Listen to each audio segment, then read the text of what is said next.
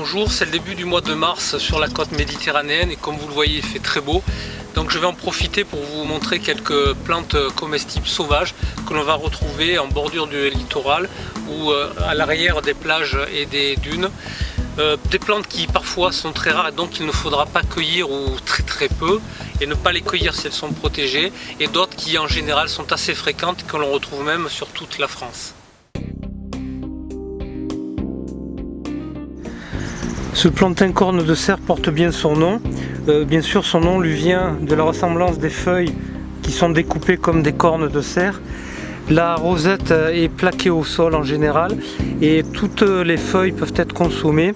Crues, elles sont succulentes en salade.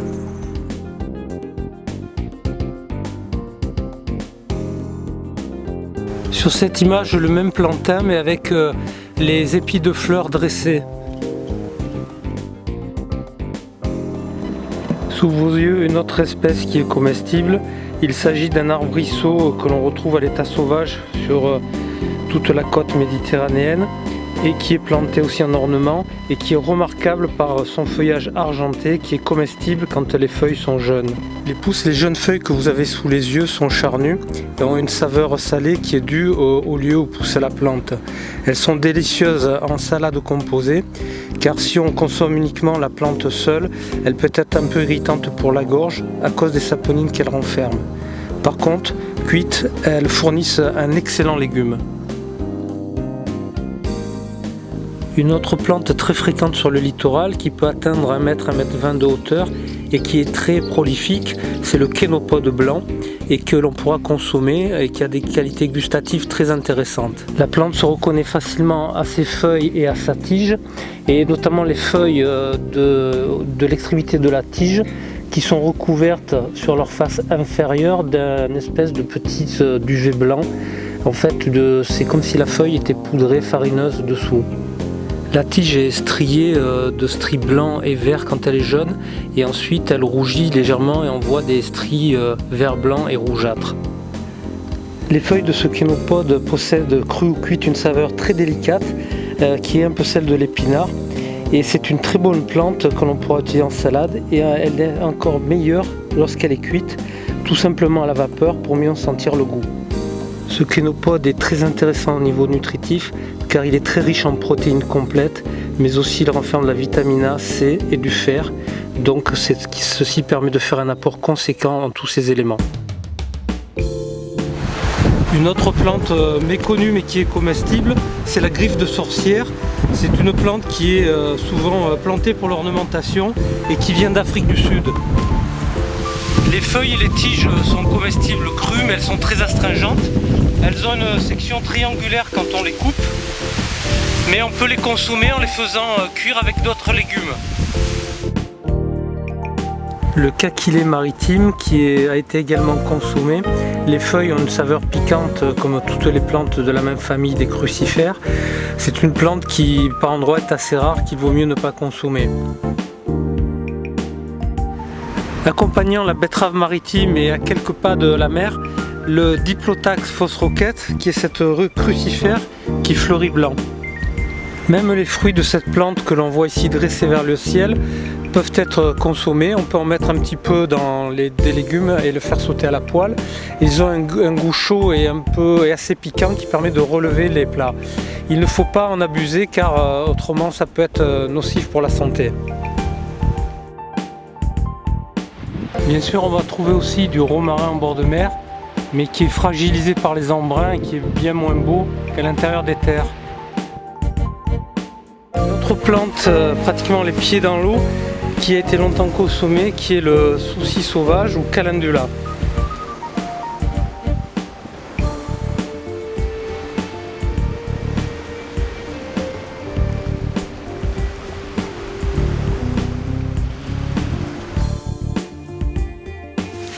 Cette nouvelle plante, la Christe marine ou perce-pierre, est facilement reconnaissable parce qu'elle a des feuilles charnues et glauques, et bien sûr parce qu'elle est sur le littoral, dans les rochers au bord de mer. Les feuilles sont charnues et possèdent un goût aromatique très agréable, à la fois sucré et salé, qui rappelle un peu la carotte mais avec une petite saveur piquante. Elles sont excellentes crues dans les salades ou cuites comme légumes. On les utilise beaucoup en Italie et à Majorque, en Bosnie et en Crète, et à Chypre également. On peut les conserver au sel ou au vinaigre. Certains les mettent avec les olives pour les aromatiser. Si vous avez de la chance, vous pouvez tomber sur de magnifiques pieds de capriers sauvages qui vont permettre de faire des récoltes intéressantes. On récoltera bien sûr les boutons floraux qui ne sont pas encore épanouis et que l'on conservera ensuite dans du vinaigre, ce qui donne les fameuses capres. On prépare classiquement des sauces pour accompagner le poisson avec les capres et elles entrent traditionnellement dans la composition de la tapenade qui est une purée d'olives, d'ailleurs nommée d'après le caprier tapenier en provençal. Enfin, et pour terminer, une plante très amère que l'on voit ici. Elle a une fleur qui n'est pas encore ouverte et dont on pourra consommer les feuilles en mettant très peu parce qu'elle a une amertume redoutable. C'est l'urosperme de Daléchamp, qui est une fleur particulière. C'est une plante qui fait partie de la famille du pissenlit donc, et qui en fait a les ligules, donc les pétales au centre de l'inflorescence qui sont noirs. Donc la grosse fleur est jaune avec au centre une petite tache noire. Cette plante que l'on retrouve sur toute la France de façon très abondante est un excellent légume, c'est le brocoli sauvage et il se consomme quand il est beaucoup plus jeune qu'à l'état actuel. Il faut le consommer quand l'ombelle de fleurs ne s'est pas encore développée, comme vous allez le voir sur l'image suivante. C'est à ce stade de jeune plante que ce brocoli se consomme, comme les brocolis, crus dans les salades ou alors cuits à la vapeur ou de diverses autres manières. Ils ont une saveur agréable. En cas de doute sur la plante, il suffit d'arracher un pied et le brocoli sauvage a toujours à la base des espèces de nodules blancs qui font à peu près 1 cm. C'est une moyen sûr de confirmer l'identification de la plante. Ce brocoli sauvage est remarquable car il est capable de pousser jusque dans le sable des plages.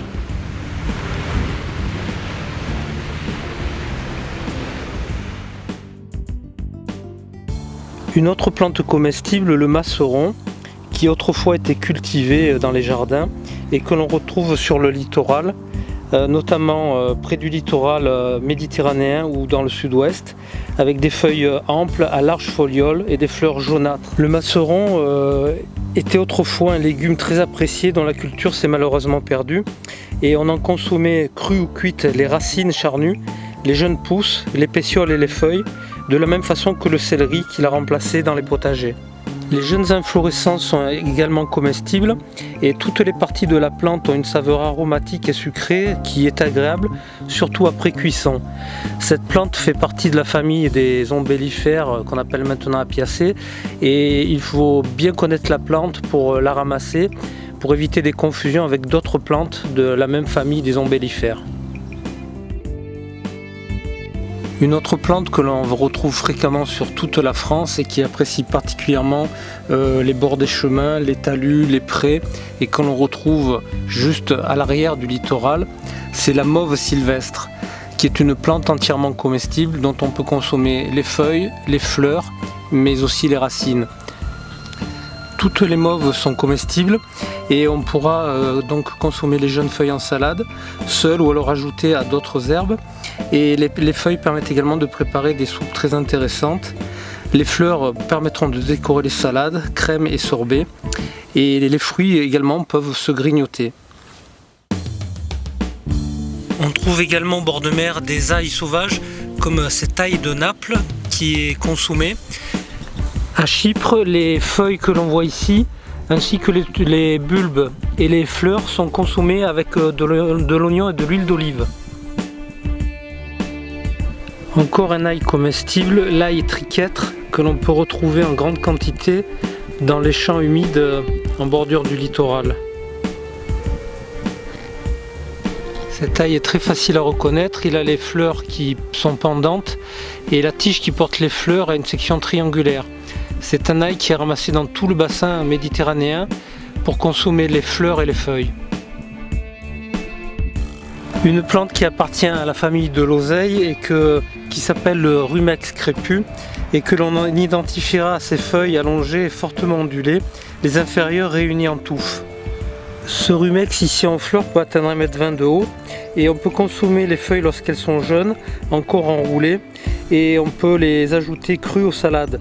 Mais elles sont extrêmement mucilagineuses et plus tard il sera préférable de les faire cuire et même de les faire bouillir à 1 ou 2 eaux si leur astringence et leur amertume sont devenus trop prononcés. Après ce traitement, on peut les accommoder de diverses manières. Elles gardent suffisamment de saveur pour pouvoir être considérées comme un excellent légume sauvage. Et enfin la bourrache dont on pourra consommer les corolles bleues mais aussi les feuilles quand elle est jeune, les feuilles ayant un petit goût d'huître. Enfin une dernière plante qui est assez fréquente dans les prés en bordure de mer, c'est ce qu'on appelle en Provence le mors de porc. C'est une plante qui a des feuilles qui sont complètement plaquées au sol, duveteuses, il y a des petits poils un peu rêches et qui chaque fois fait une tige avec une fleur jaune, un peu comme les fleurs du pissenlit puisque c'est la même famille que le pissenlit. Les feuilles en salade sont délicieuses, mélangées à d'autres plantes bien sûr, pour toujours varier les goûts. Pour la beauté des yeux, juste derrière les plages, souvent on retrouve des vignes envahies par une camomille.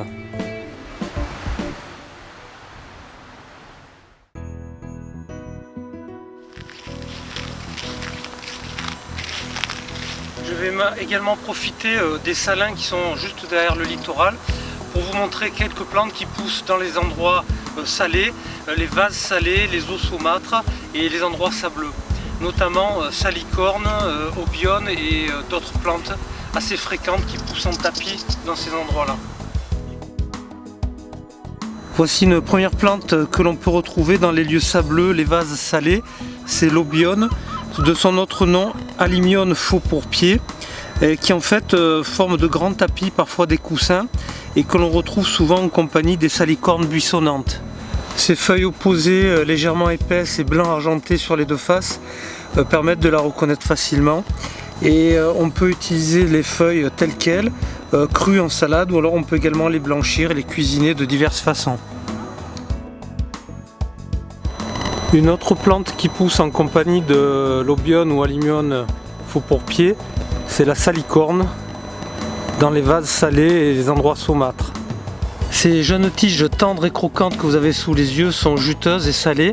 Elles sont excellentes crues, telles quelles, ou alors ajoutées à d'autres plantes dans des salades composées. On peut aussi les faire cuire à la vapeur et les servir comme des asperges. Dans l'ouest de la France, il est traditionnel de conserver les jeunes tiges de salicorne dans du vinaigre et d'ailleurs on les retrouve fraîches souvent sur les étals des poissonniers. Il faut cueillir les pousses de mois de mai à septembre quand elles sont encore vert tendre.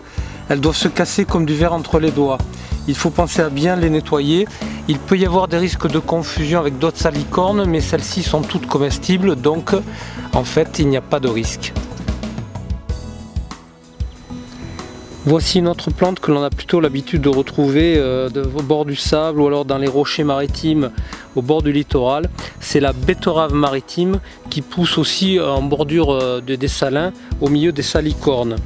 Cette espèce se reconnaît facilement, notamment à ses feuilles. Il y en a une ici que j'ai retournée et qui sont longuement pétiolées, qui sont très charnues avec les bords ondulés et qui rappellent fortement les feuilles de bête. Cette betterave maritime est un excellent légume sauvage et on pourra utiliser les recettes des blettes car elles sont nombreuses et bien connues et on pourra consommer ces feuilles donc en omelette, en mélange avec des épinards ou pour faire des plats d'herbes en gratin, verre et côte mélangés. Les feuilles de cette betterave maritime sont excellentes et on pourra les préparer comme les feuilles de blettes et utiliser les mêmes recettes et ainsi l'utiliser en omelette, en mélange avec des épinards ou pour faire des plats d'herbes en gratin. On pourra utiliser le verre et également les côtes des feuilles. Quelques conseils si vous cueillez ces plantes. La première, bien sûr la plus importante, soyez sûr de l'identification de la plante que vous cueillez. Pour ça, si vous avez un doute, vous pouvez utiliser des guides, des livres. Je vous donnerai des références de livres à la fin de la vidéo. Et vous pouvez également demander conseil aux sociétés de botanique, sociétés linéennes ou sociétés des sciences naturelles les plus proches de chez vous. Autre remarque, faites preuve de sagesse, ne cueillez que la quantité de plantes qui vous est utile Si vous devez cueillir la plante, ne cueillez pas la racine, autrement vous allez détruire la plante, sauf si bien sûr le but est de consommer la racine. Et coupez toujours proprement ces plantes avec un couteau, ne les abîmez pas, coupez-les net. Autre chose, de nombreux endroits sont pollués, souillés, donc faites attention aux endroits où vous ramassez. Et quand vous avez ramassé ces plantes, vous pouvez les nettoyer à l'eau bien sûr, mais également les faire tremper dans de l'eau avec un peu de vinaigre ou alors avec un petit peu de permanganate de potassium, qui est une substance qui permet de tuer pas mal de bactéries et d'éviter une pollution et de désinfecter les plantes que vous avez ramassées.